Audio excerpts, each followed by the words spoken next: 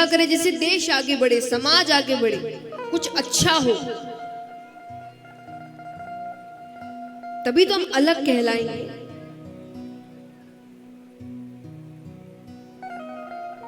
ऋषि बहुत समझाते हैं, पर उनकी सारी बातें मानो व्यर्थ ही गई। पर उसको ये समझ आ गया कि ये बड़े ज्ञानी, बड़े सिद्ध लग रहे हैं, तो वो उनके चरणों को पकड़ लेता है।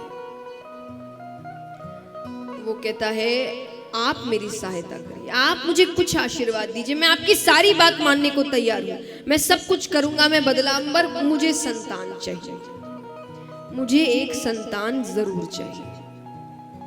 वो रोने लग जाता है, उनको दया आ गई, तो उन्होंने आशीर्वाद देते हुए एक फल दिया।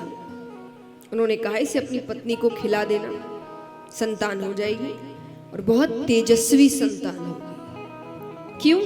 क्योंकि मैंने आज तक जो तप किया है, मैंने उसका पूरा पुण्य, तेज इसमें दे दिया। ठीक है, वो बड़ा प्रसन्न होकर लेकर जाता है, पत्नी को सब बताता है, फल दे देता है कि इसे खा लेना। उसे तो ये सब बातें हजम नहीं हो रही, और वो सोचे कि चलो मान लो कि गर्भवती हो भी गई, तो 9 महीने तक तो हर जगह आना जाना बंद,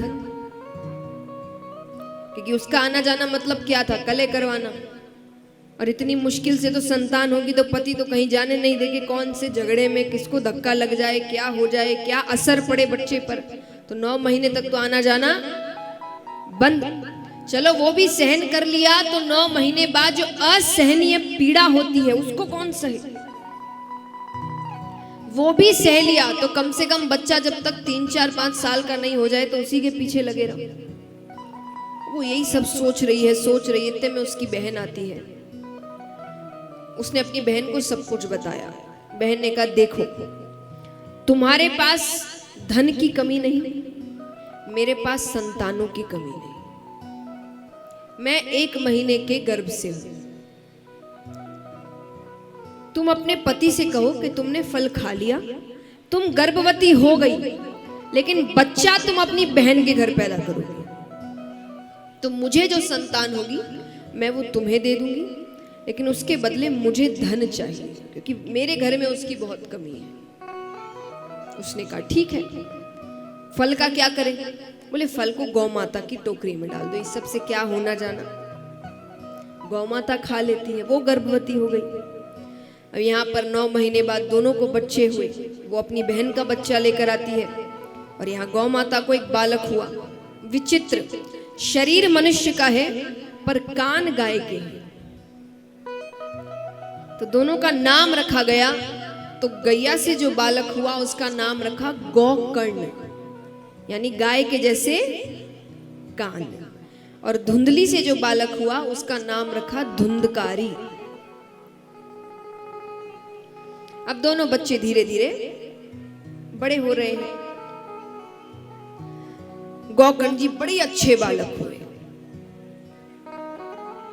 अपने पिता की तरह उनके हर चीज का नियम था। सुबह उठना, स्नान करना, पूजा पाठ करना, बड़ों के साथ बैठना, अच्छी बातें सीखना। और वही धुंधकारी में सर्व अवगुण संपन्न। और उम्र जैसे जैसे बढ़ रही है, अवगुण बढ़ते जा रहे हैं। अब यहां पर कुछ समय बाद, पहले देखिए जो गृहस्थ में रहते थे वो भी जीवन भर गृहस्थ में नहीं रहते थे।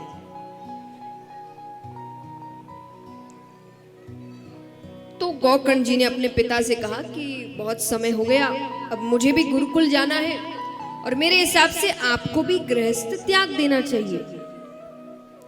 पिता को भी बात सही लगी, तो वो भी गृहस्थ त्याग कर वन की ओर चले जाते। उनकी भी उम्र अच्छी हो गई थी। तो एक उम्र के बाद जब बच्चे समझदार हो जाते हैं तो पहले गृहस्थ त्याग देते थे। तो उन्होंने भी अपना गृहस्थ त्याग दिया। गोकर्ण जी गुरुकुल चले गए।